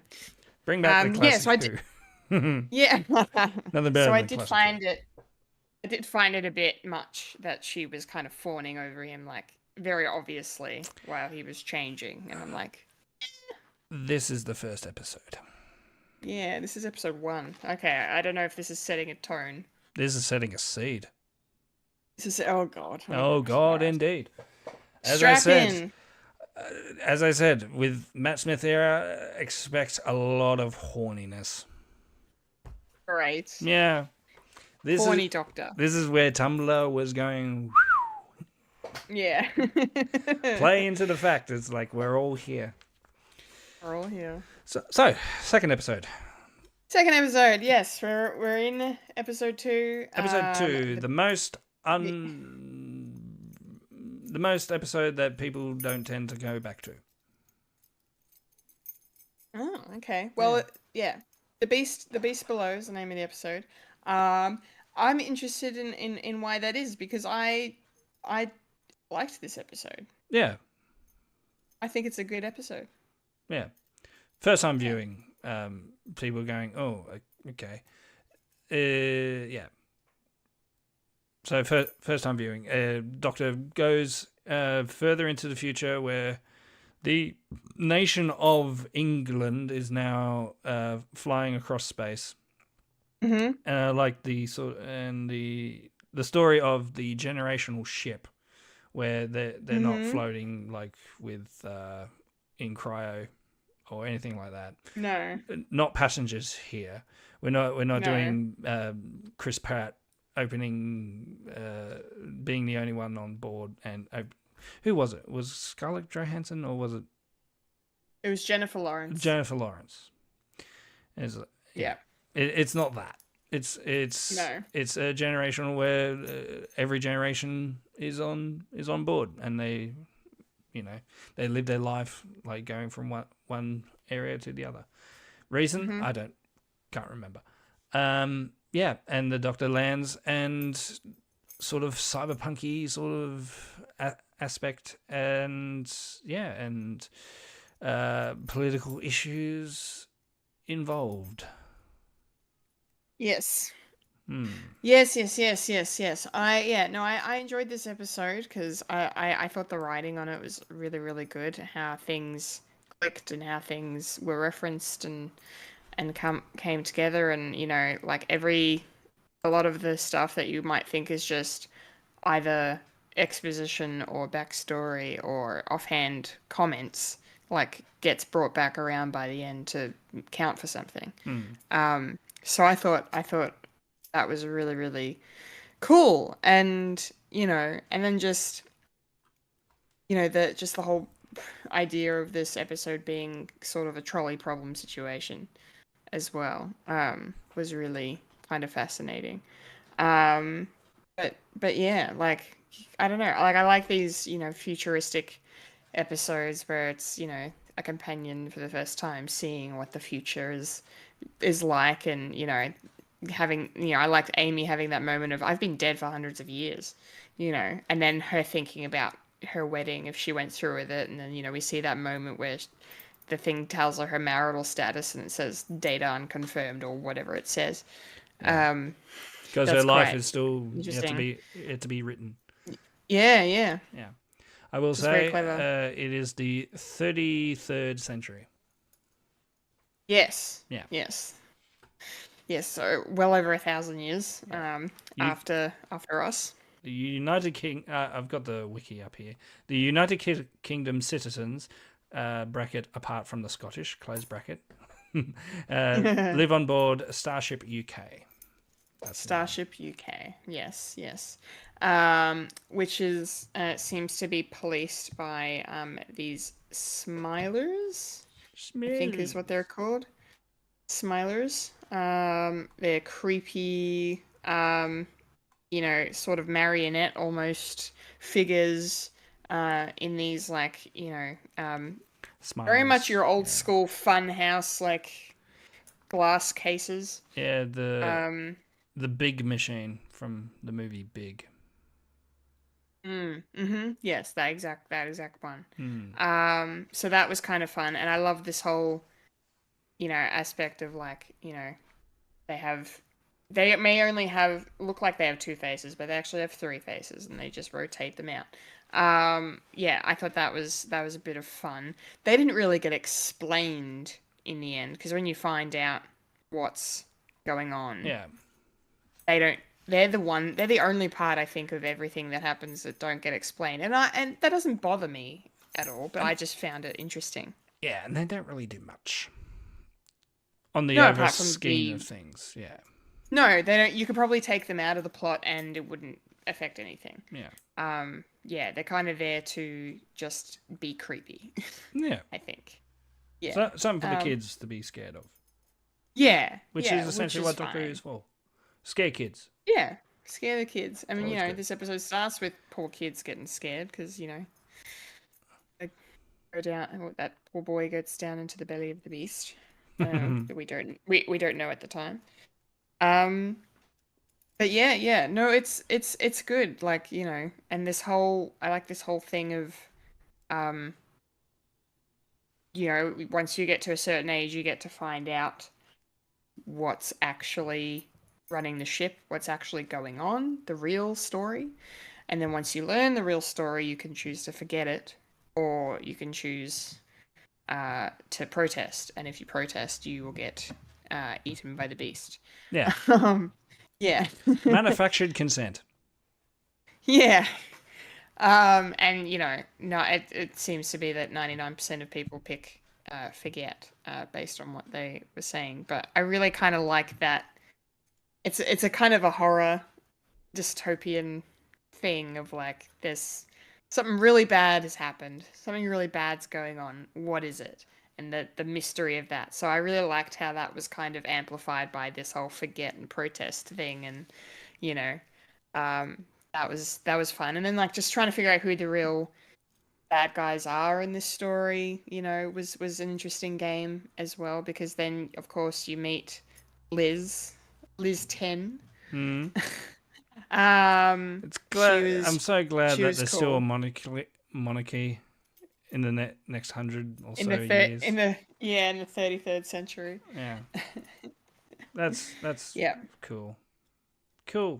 Yeah, and I'm sure they love the fact that she's black as well.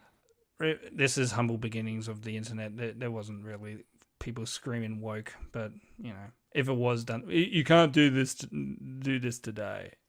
Otherwise, people were complaining.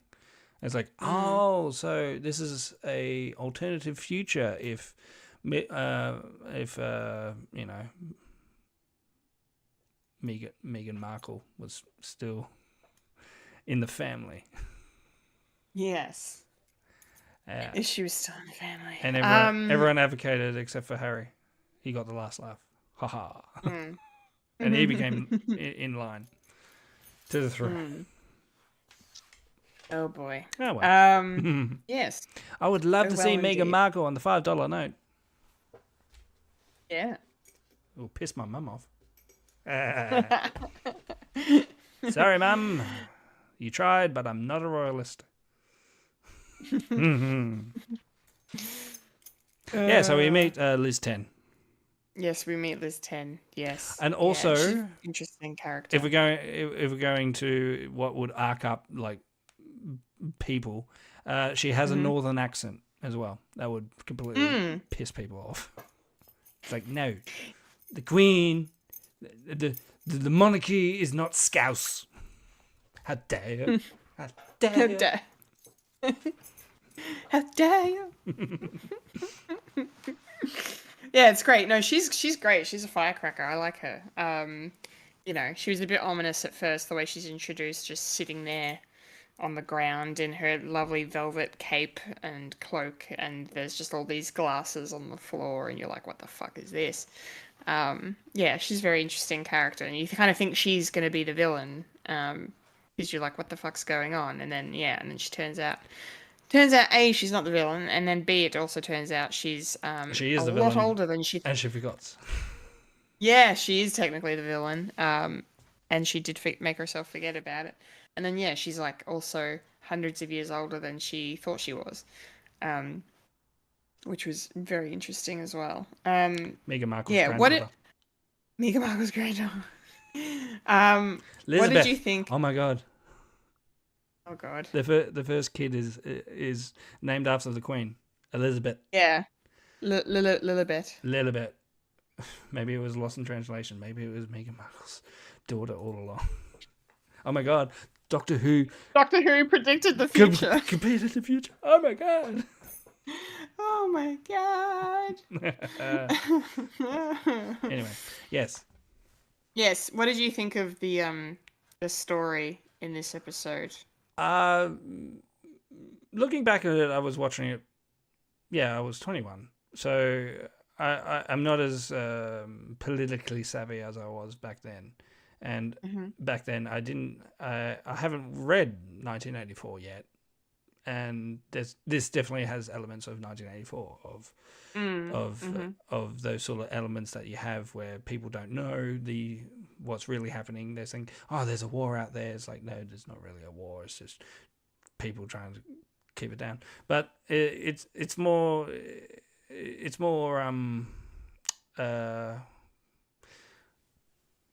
not in the bad way, but dumbing it down for like a younger audience to understand, well, of doing a political story without being too heavy-handed, and all to do with trying to if you forgot that what your decision was, is it really your fault or anything like that? And you can definitely see it with how the Doctor sort of reacts with that by the recording from Amy Pond and when she found out. And I don't remember doing that. And I want to have a discussion about that. Yeah. First at some point. Crack in the armor. And with the story and with the overarching story of Elizabeth, Liz 10, it's sort of weird because it sort of cuts the message in half if you're trying to do a message of the same thing. It's like something has to be. It's the trolley problem as well. Sure, if you stop doing this, then everyone will die, supposedly. Yeah. But if we let this happen, then a lot of people would survive. And by the end, it didn't really matter. So this story doesn't really matter. And that's why I didn't really like it. And I sort of still don't. Okay. It's like a story that didn't have to happen. I think the main crux of it is pretty much the relationship between the Doctor and Amy and what is happening there. So in a way, it's sort of a non-story where it could have had more potential in a way. and Okay. this is sort of what the only sort of politically motivated story that Stephen Moffat tried to do. Otherwise, everything was sort of like fairy tales and everything like that. A lot of people were thinking, well, this is sort of a Russell T Davies sort of story, because he does dive into the sort of neo-political sort of take that he has, especially with all his stuff that he's done outside of Doctor Who. Yeah, and that's why I saw it's sort of the least episode that people go back to, because it doesn't really add anything except for a little shot at the end of the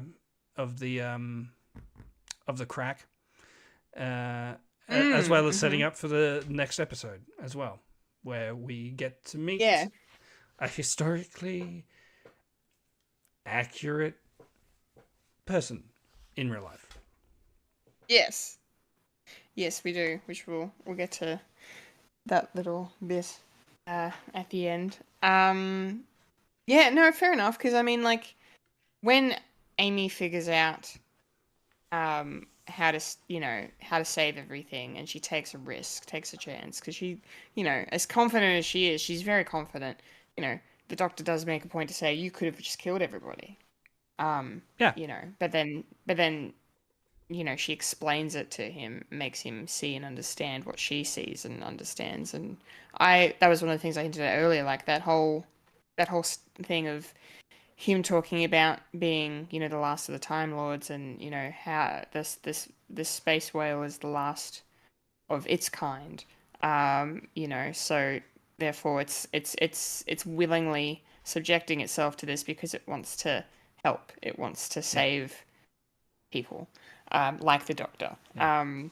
So that's how Amy knew. I just thought that was really nice, and it's, I mean, yeah, to your point, it's the story definitely serves to propel the Amy and Doctor story, and like bring them closer together, bond them, help them to understand each other, and kind of help us understand their relationship and understand Amy as we get to know her. So because like literally, if they'd just done it, if someone had just had the guts to one day go abdicate, if Liz had actually just gone, I'm going to abdicate, then everything would have been fine.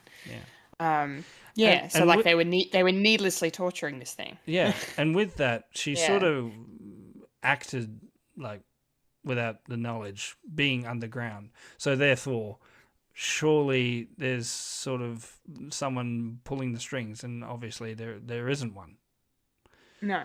And it's sort of it's like playing a game of telephone of who's really in charge. It's sort of like the Memento sort of thing as well. And they could have done more with that to make it a more grounded story, in my opinion. But I will admit, I am very harsh when it comes to Doctor Who.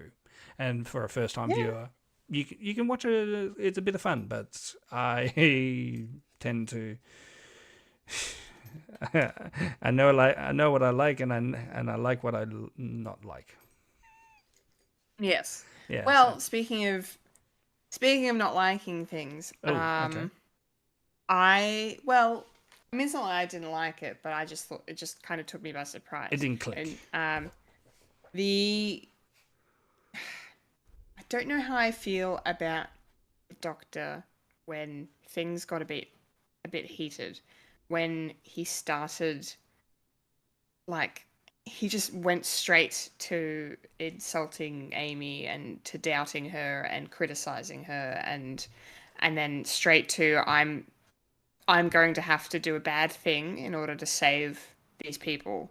I mean, that part I can accept a bit more because, we've talked about it before. We've seen it before, the way the Doctor has to kind of make these choices that kind of lean into a bit of a dark side.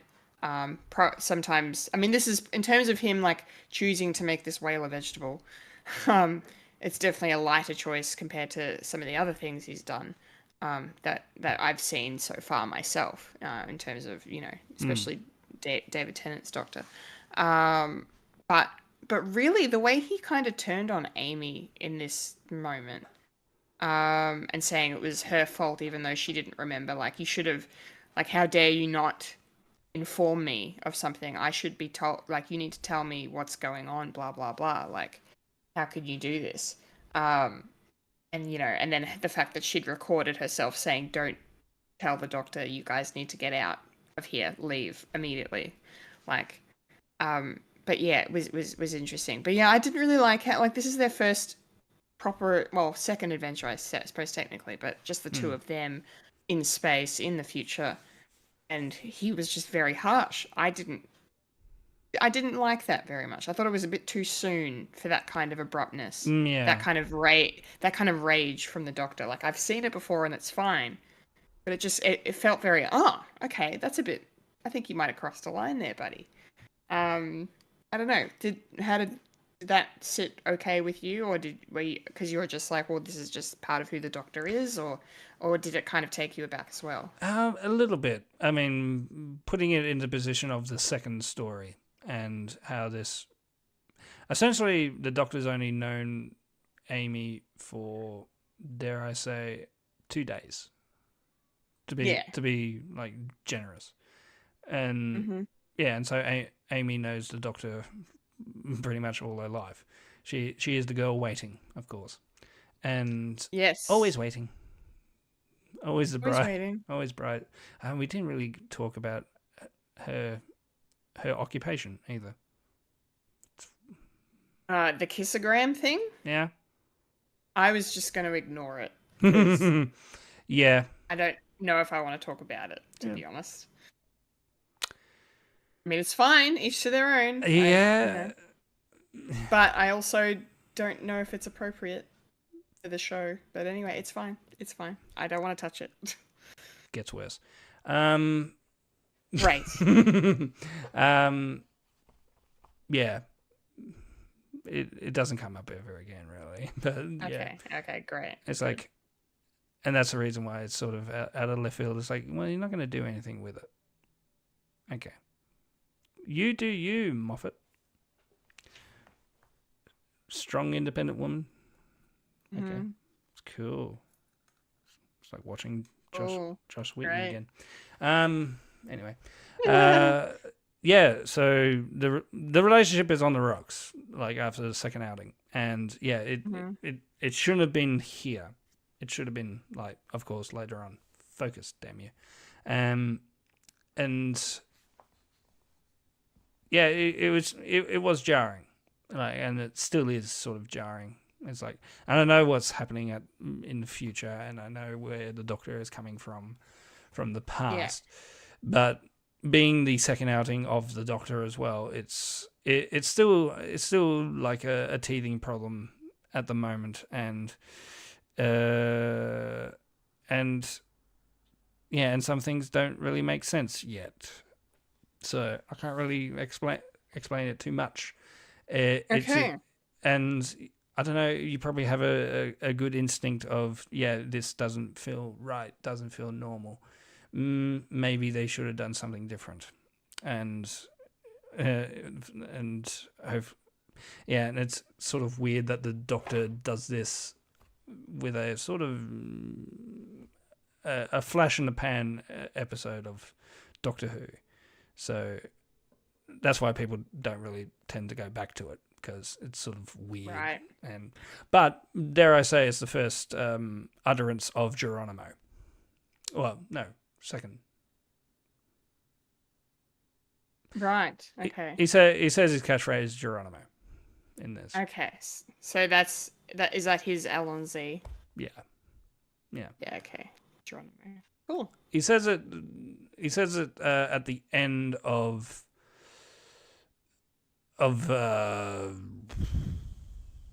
what's the episode of The Generation? That one. Between 10 and 11. It's the last line that he says, Geronimo, and then crushing and burning. Yes. So yes, that's right. So that's the setup. And he says again in the belly of the beast. Yes. Because he's taking a chance. And therefore it doesn't make sense that, well, you can take a chance. Why can't your companion? There's no trust there yet. Don't know. Yeah. Yeah. True. Yeah. It's an interesting choice, isn't it? Yeah. Well, I'm looking forward to how things are gonna continue. Sounds like there's gonna be some interesting discussion Mm-hmm. And around revelations and everything. and revelations around the Doctor and Amy, and whatnot. Yeah, yeah, yeah. I don't know what else there is to really discuss.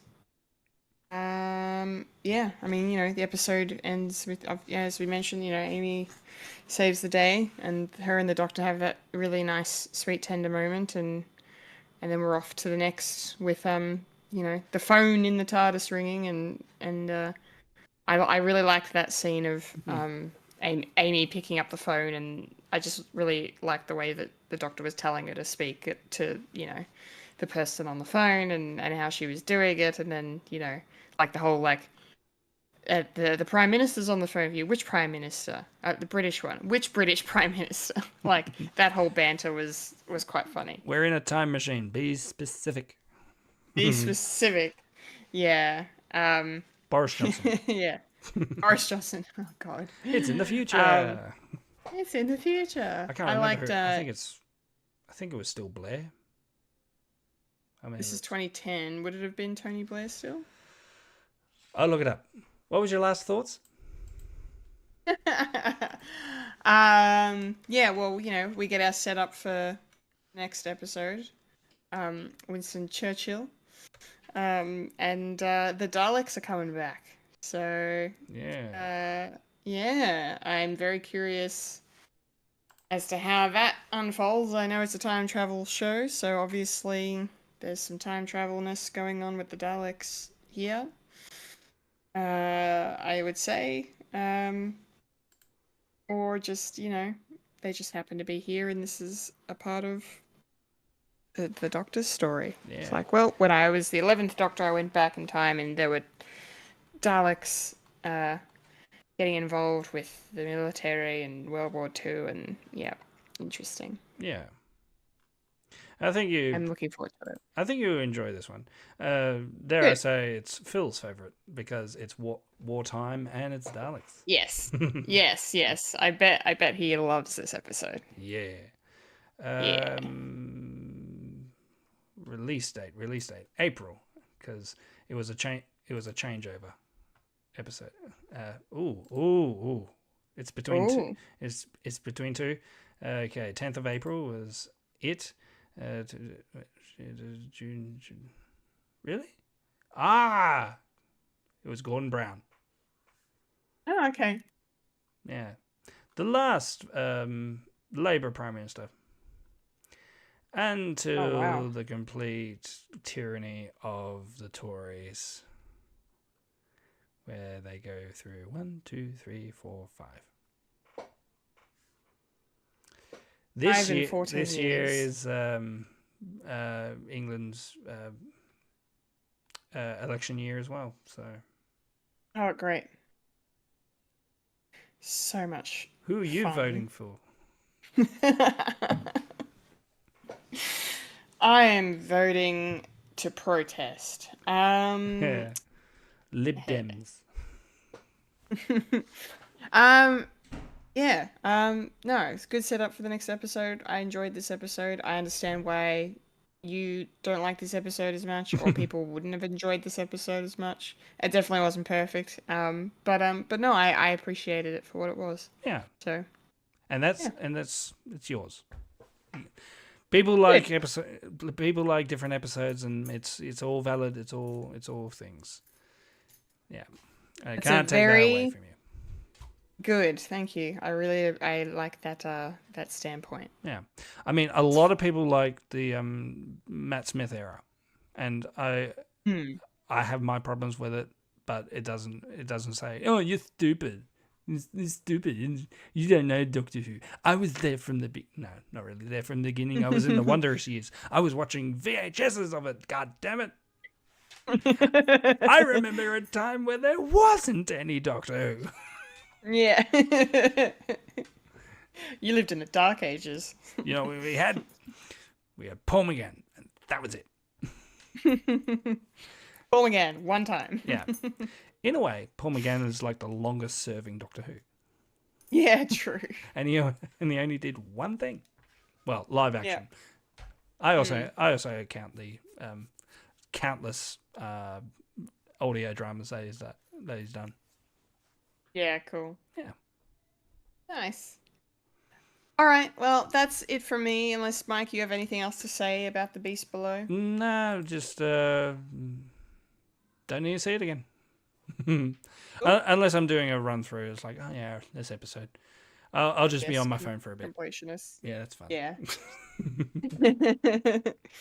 Focus. Fair enough. Focus. Focus. All right, that'll do it then for our popcorn culture, our discussion of Doctor Who Series 5, Episodes 1 and 2, Yeah. The 11th Hour, and The Beast Below. And what was it Olivia Colman said? Silence will fall? Yeah, that's a setup. For That is a setup, Mhm. and I feel like it's got something to do with the crack. The cracks that keep appearing maybe everywhere. maybe multiple things. Multiple things, yes. We'll find out. Which is kind of weird coming from a character that we don't see ever again. Yeah. And why do they know this knowledge? Yeah. It's just Moffat being Moffat, I think. It's just Moffat. Yeah. It's just Moffat being Moffat. It's like, Yeah. ooh, mysterious. This is my question box. Yeah, my mystery box. Here you go. Please don't ruin Silence will fall. Silence. Yes. You, cool. you, Hope you guys I think you'll enjoy the ride. Yeah, I'm looking forward to it. Yeah. I'm looking forward to it. It's gonna be fun. It's gonna be fun. Yeah, cool. Thanks, everyone, for watching and listening. Hope you enjoyed that discussion. We'll be back next week for more Doctor Who discussion. I'm as here we for continue on. Yes, yes. So I love am talking about Doctor Who, even stuff that I don't like, Yeah, good.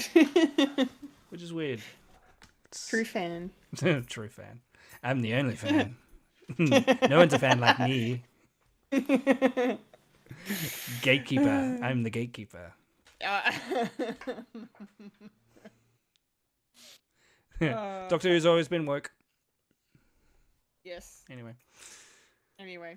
Yeah, that's all the show. We've got a show, but before we go, I will mention, as I hinted at earlier, because I've got some things to plug. Yeah. Can't wait. Which is really cool. Yeah, so Wayne and I, the wonderful Wayne Stellini and myself have been back in the Fred Shed recording some Fearsome Fridays over the summer. We've got 2 under the belt. We've done Friday the 13th part 7. Yay. Which was a lot of fun. And then just this week we recorded an episode on Nightmare on Elm Street 4, The Dream Master. And finally, Yes. I can say it. How did he get into that waterbed? Yeah. How did he get into that waterbed? I don't understand. Took me right out of the movie. Yeah, it was I liked it. It was a good kill. It was a good kill, but it does kind of go. Wait a second. Because there's some of this is based in the real world. So how did he get in the bed anyway? It's fine. And he ended up in the real world in his bed. In the bed, yeah. Okay. Yeah. So, yeah, those podcasts, I believe, are both up now, or they're about to be up if they're not already. I think. I think the Friday the 13th one is up.